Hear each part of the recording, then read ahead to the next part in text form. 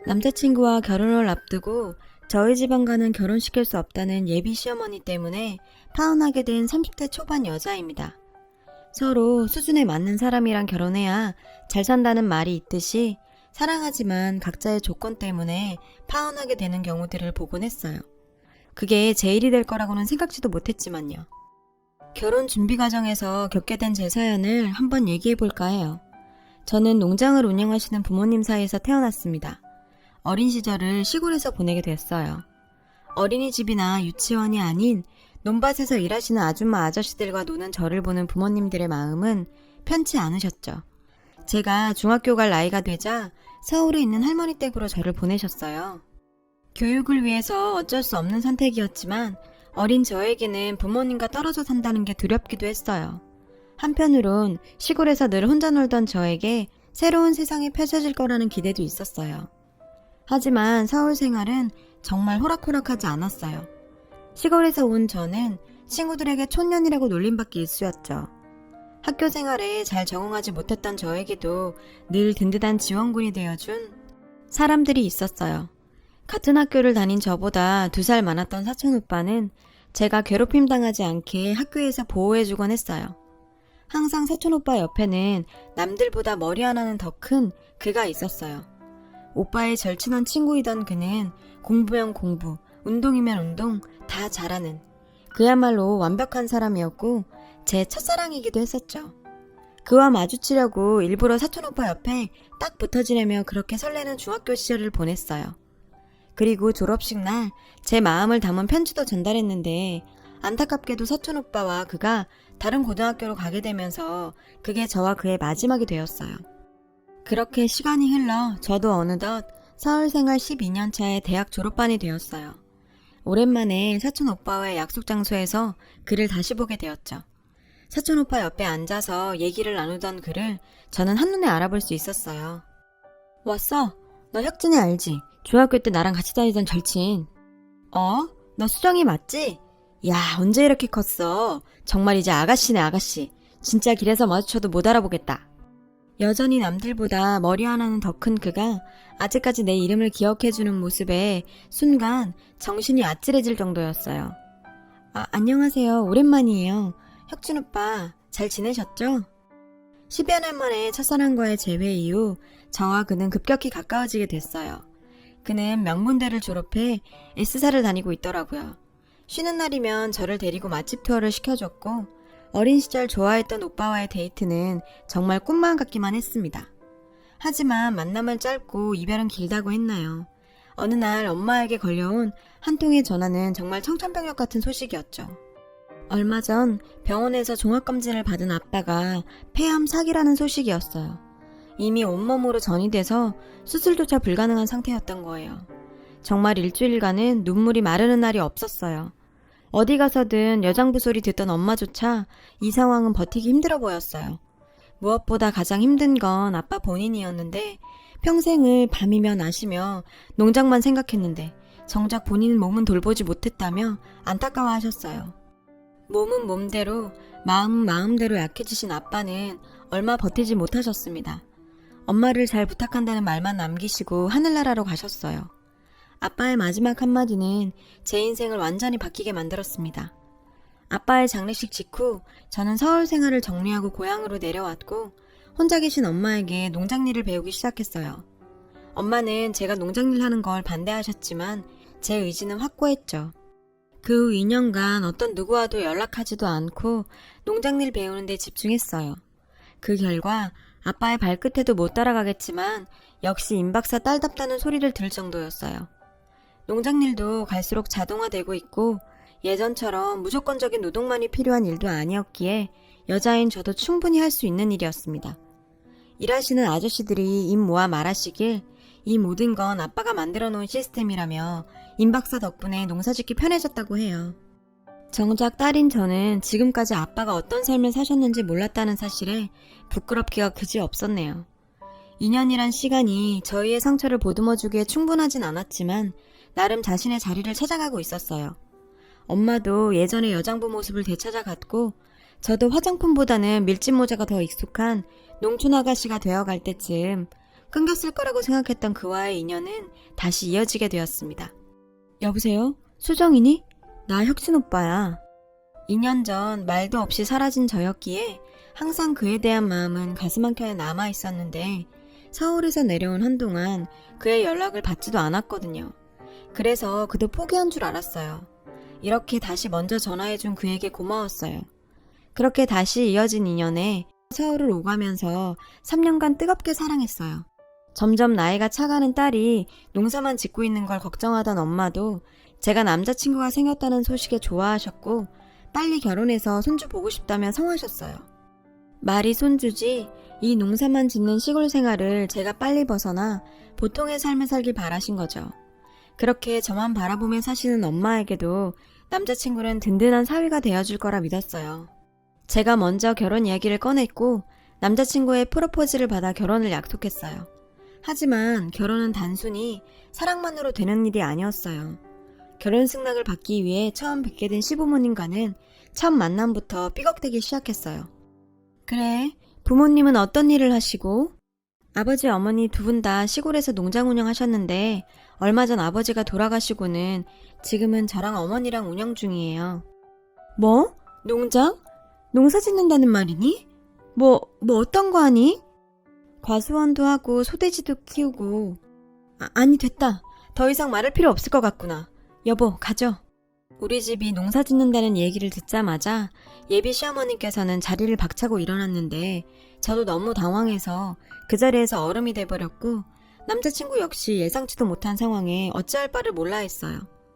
남자친구는 집에 가서 부모님을 잘 설득해보겠다고 걱정 말라며 저를 돌려보냈죠. 예비 시모의 한마디에 엄마 아빠가 평생 해온 일이 무시당하고 바닥에 내팽겨 쳐진 것만 같았어요. 그리고 얼마 후 예비 시모께서 한번 만나자는 전화가 왔는데요. 저는 이번 기회에 지난번의 오해 또 풀고자 급하게 서울로 올라가서 약속 장소로 갔어요. 예비 시모께서는 저를 보자마자 차갑게 말씀하셨어요. 단도직입적으로 말하마. 나는 내 아들 농사 짓는 집에 장가 못 보낸다. 내가 우리 아들을 어떻게 공부시켜서 대기업을 보냈는데 그런 천안이라는 집안에 장가를 보낼 수 있겠니? 우리 아들이 너무 순진해서 아직 세상 물정을 몰라. 천안일? 우리 집이 천안일 하는 집안이라고 말하는 예비 시모의 태도에 저도 참을 수가 없었어요. 어머님, 너무하시네요. 아무리 그래도 천안일이라뇨. 왜 농사짓고 가축 키우는 게 천안일이에요? 요즘엔 농장일도 다 과학적으로. 그래 봐야 농사가 농사지. 옛부터 못 배운 사람들이나 하는 게 농사 아니냐. 내 말이 틀려? 아무튼 난 할 말 다 했다. 우리 아들 더 이상 만나지 말아줬으면 좋겠구나. 너희 나이 때나 사랑 타령하지 결국 조건 맞춰서 사는 거란다 얘야. 주제를 알아야지. 예비 시모는 자기 아들과 헤어지라는 말을 남기고 떠났고 이런 취급 받으면서 결혼해야 하나 싶은 생각이 들었어요. 하지만 여전히 남자친구를 사랑했고 그 사랑만큼은 변함이 없을 거라고 생각했어요. 그 일이 있기 전까지는 말이죠. 오랜만에 사촌오빠로부터 전화가 왔고 사촌오빠는 굉장히 이상한 말을 하더라고요. 수정아, 너 혹시 혁진이랑 헤어졌니? 예비 시모와 일 이후 약간 서먹해지긴 했지만 남자친구와는 별 문제 없었거든요. 그래서 저는 이상한 질문이라고 생각했어요. 아니, 우리 아직 잘 만나고 있는데 왜? 이걸 내가 말해야 할지 고민 많이 했는데 요즘 혁진이 주말마다 선보고 다닌다더라. 이번 주에도. 이번 주말 회사 일이 바빠서 못 본다는 남자친구의 말이 떠오르면서 망치로 머리를 쾅 하고 맞는 기분이었습니다. 너 혁진이 엄마가 헤어지라고 했다면서. 내가 혁진이한테 쌍욕도 하고 달래도 봤는데 나도 이제 혁진이 놈이랑 인연 끊을 생각이야. 이미 사촌 오빠는 제 일을 다 알고 있다는 듯 했는데 저는 다른 것보다 제 결혼에 들떠있는 엄마에게 이 사실을 알릴 수 없었어요. 사촌 오빠의 입단속을 단단히 시킨 뒤 남자친구에게 전화했죠. 오빠, 나 수정이. 혹시 이번 주말에 올 수 있어? 내가 이번 주에 회사 일 때문에 못 간다고 했잖아. 왜? 무슨 일 있어? 목소리 하나 안 바뀌고 거짓말하는 남자친구였지만 이 믿기지 않는 사실을 제 눈으로 확인하고 싶었어요. 사촌 오빠를 통해 알게 된 그의 맞선 장소에 찾아갔어요. 그곳에서 다른 여자와 함께 있는 모습을 보게 되었습니다. 내가 자기와의 결혼 때문에 지 엄마한테 어떤 수모를 당했는데 지는 다른 여자와 손을 보고 있어? 오빠, 여기가 회사야? 네가 여기에 왜? 너 나 미행했니? 미행이고 자시고 이거부터 설명해야 하는 거 아니야?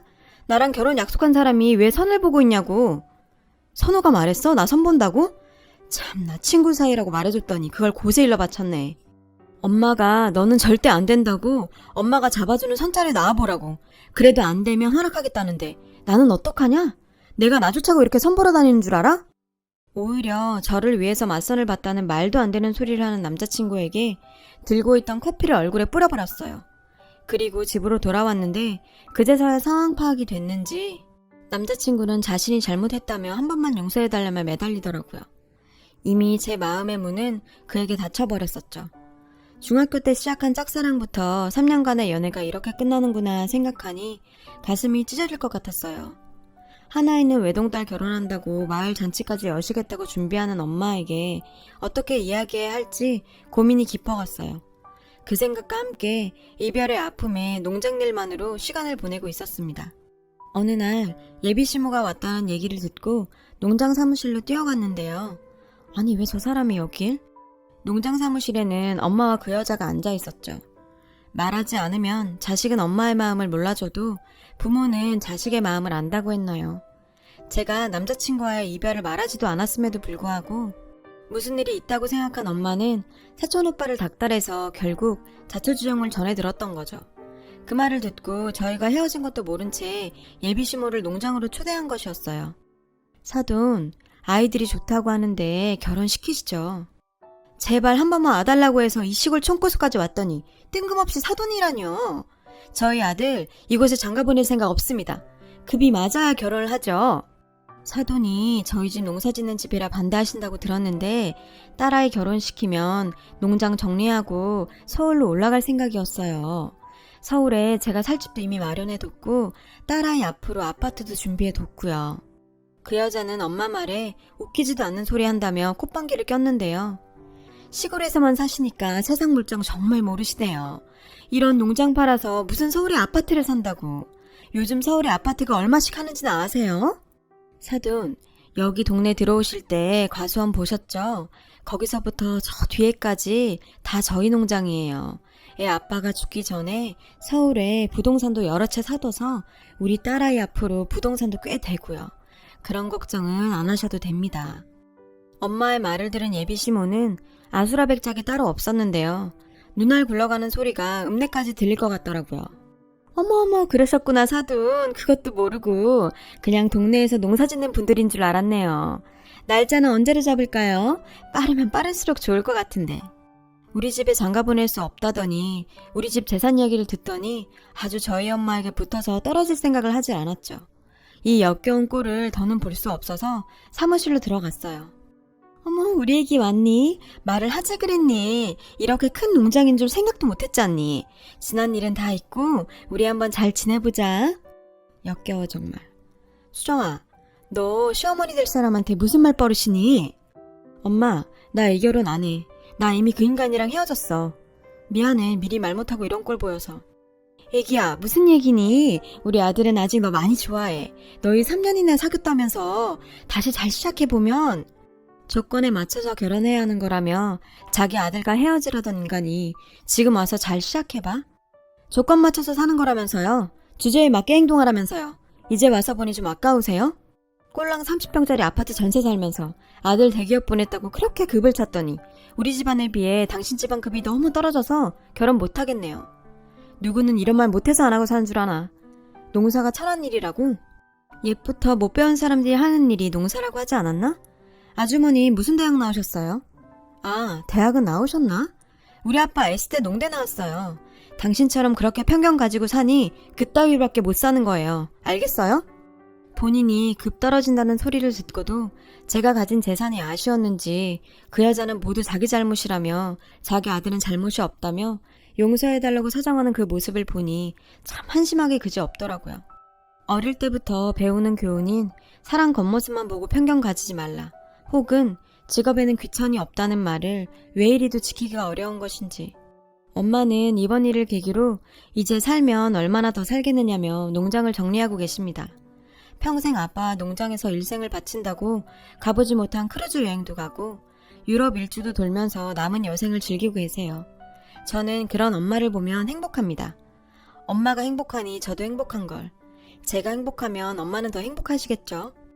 제가 한 사랑 때문에 엄마한테 상처 준 걸 생각하면 미안한 마음 뿐이에요. 엄마를 위해서라도 제 행복을 찾아 즐겁게 열심히 살아봐야겠습니다. 긴 사연 들어주셔서 고맙습니다.